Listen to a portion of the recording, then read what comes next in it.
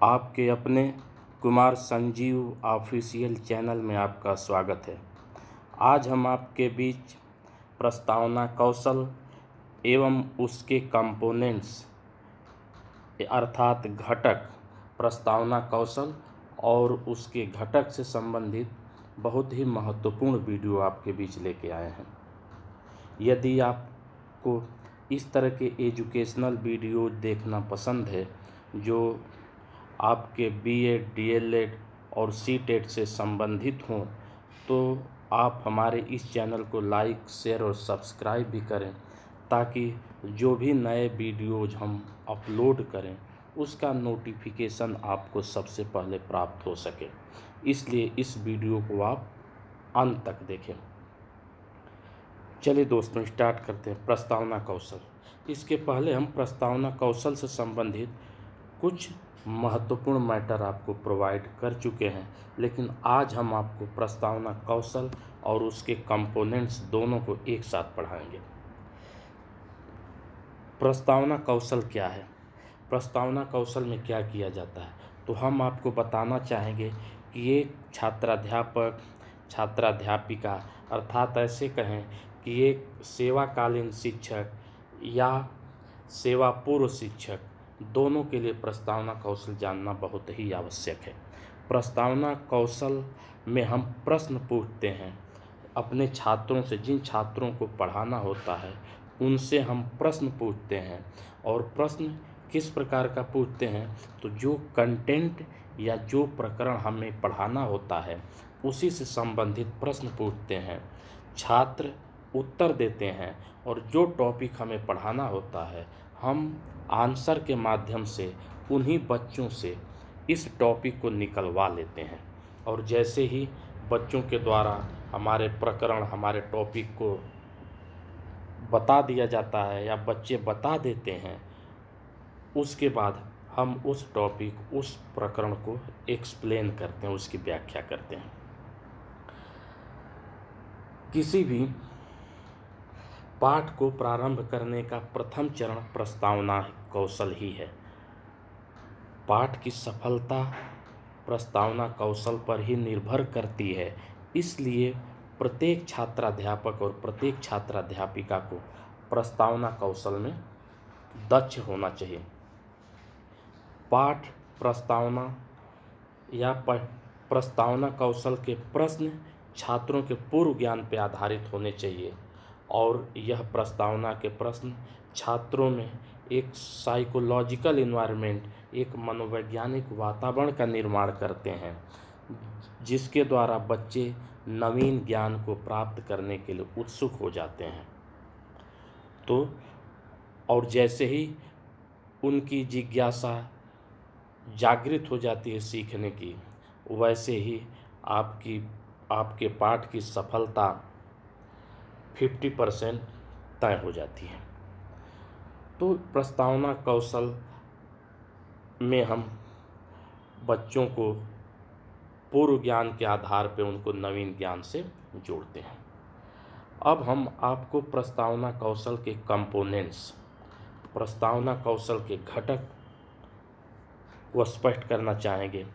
प्रस्तावना के प्रश्न पूछने के कुछ महत्वपूर्ण तत्व होते हैं, कुछ महत्वपूर्ण घटक होते हैं जिनको जानना आपको आवश्यक है, क्योंकि जब हम प्रस्तावना कौशल के घटक जानते हैं तो इन्हीं की सहायता से हम एक सरल और सहज प्रश्नों का चुनाव करते हैं, जिससे बच्चे उन प्रश्नों का आंसर भी ठीक प्रकार से दे पाते हैं और उन प्रश्नों को समझ भी पाते हैं। तो अगर एक चीज़ और हम आपको बताना चाहेंगे कि प्रस्तावना, एक आदर्श प्रस्तावना के प्रकरण निकलवाने के लिए कितने प्रश्न पूछे जाने चाहिए, तो हम आपको बताना चाहेंगे कि 3 से 5 प्रश्न पूछे जाते हैं। 3 से 5 प्रश्न में हमें अपने प्रकरण निकलवा लेने चाहिए। चलिए दोस्तों, तो अब हम आपको प्रस्तावना कौशल के घटक के बारे में स्पष्ट कर दें। तो प्रस्तावना कौशल का जो प्रथम घटक है वह यह है कि कथनों एवं प्रश्नों से छात्र का संबंध। मतलब जो भी प्रश्न करें, जो भी कथन हम छात्रों से करें, उन कथन और उन प्रश्नों से छात्र परिचित हों। मतलब कुछ किसी ऐसे प्रश्न को हम न करें या किसी ऐसे कथन को हम न उनके बीच करें जिससे वो अपरिचित हों। इसलिए हमें जो भी प्रश्न पूछना हो, जो भी कथन करना हो, उससे छात्र संबंधित हों, उनसे संबंध रखते हों। अगला जो घटक है, कथनों एवं प्रश्नों का मूल पाठ एवं उसके उद्देश्यों से संबंध। जो भी हम प्रश्न करें या छात्राध्यापक और छात्राध्यापिका जो भी प्रश्न करें, वो प्रश्न जो टॉपिक उनको पढ़ाना है, मतलब उस मूल पाठ से और उसके जो उद्देश्य हैं उससे भी संबंधित होने चाहिए। अगला जो कंपोनेंट्स है, कथनों एवं प्रश्नों में श्रृंखलाबद्धता। जो छात्राध्यापक छात्राध्यापिका प्रश्न पूछें, कथन करें, वो एक दूसरे से जुड़े हुए हों, श्रृंखला में जुड़े हों।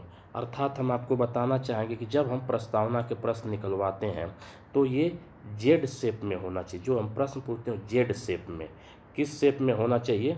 तो जेड शेप में होना चाहिए। ऐसे हम प्रश्न करें, आंसर आए, फिर इस आंसर को जोड़ के हम प्रश्न करें और इसके बाद आंसर आए, फिर उसको जोड़ के हम प्रश्न करें। तो कथनों और प्रश्नों में क्या होनी चाहिए? श्रृंखलाबद्धता होनी चाहिए। अगला जो इसका कंपोनेंट्स है, पाठ उद्देश्य एवं छात्र स्तर के अनुकूल उपकरणों एवं साधनों का चयन। जो भी हम प्रश्न पूछें, जो भी हम टूल्स, उपकरण या साधनों का प्रयोग करें, वह छात्र के ज्ञान के स्तर के अनुकूल ही हो, जिससे उस चीज़ को वह आसानी से समझ सके। अगला कंपोनेंट्स, अध्यापक में उत्साह एवं सजगता। एक अध्यापक जब अपने छात्रों के बीच जाए तो उसमें उत्साह हो और यह सजगता भी हो कि जो भी प्रस्तावना कौशल से संबंधित प्रश्न पूछे वो अपने मूल टॉपिक से संबंधित ही हो। मतलब कुछ ऐसी चीज़ें, ऐसे प्रश्न न करें, ऐसे प्रश्नों की रचना न करें जो उसके मूल पाठ से अलग हो। अगला कंपोनेंट, छात्रों को अभिप्रेरित करने की सामर्थ्य। जो भी प्रश्न छात्राध्यापक करे या छात्राध्यापिका करे, वह बच्चों को अभिप्रेरित करने वाले हों, अर्थात उनके सीखने की जिज्ञासा को जागृत करने वाले हों, उनको छात्रों को अपने प्रकरण से जोड़ने वाले हों। अगला कंपोनेंट्स, प्रश्न बच्चों के पूर्व ज्ञान पर आधारित होने चाहिए। जो भी प्रश्न किए जाएं, जो प्रश्नों की रचना किए जाएं, वह छात्रों के पूर्व ज्ञान पर आधारित हो, अर्थात जो चीज़ें वो जान रहे हैं उसी से संबंधित होनी चाहिए। मतलब वहीं से हमें स्टार्ट करना चाहिए। और अगला कंपोनेंट्स, प्रश्न बच्चों के पूर्व ज्ञान को उसके नवीन ज्ञान से जोड़ने वाला होना चाहिए। मतलब जो प्रश्न किए जाएं, छात्राध्यापक छात्राध्यापिका के द्वारा जो बच्चों से प्रश्न किए जाएं, उनके ज्ञान के स्तर मतलब पूर्व ज्ञान से संबंधित हो और वह प्रश्न छात्रों को पूर्व ज्ञान के आधार पर नवीन ज्ञान, जो प्रकरण हम पढ़ाना चाहते हैं, उससे भी जोड़ने वाला होना चाहिए। मतलब पूर्व ज्ञान के आधार पर हम उनको नवीन ज्ञान से जोड़ सकें। तो जब हम इस प्रकार के जो कंपोनेंट्स हैं, इनको फॉलो करके जब हम प्रस्तावना कौशल के प्रश्न पूछते हैं तो वह हमारा प्रश्न बेहतरीन होता है।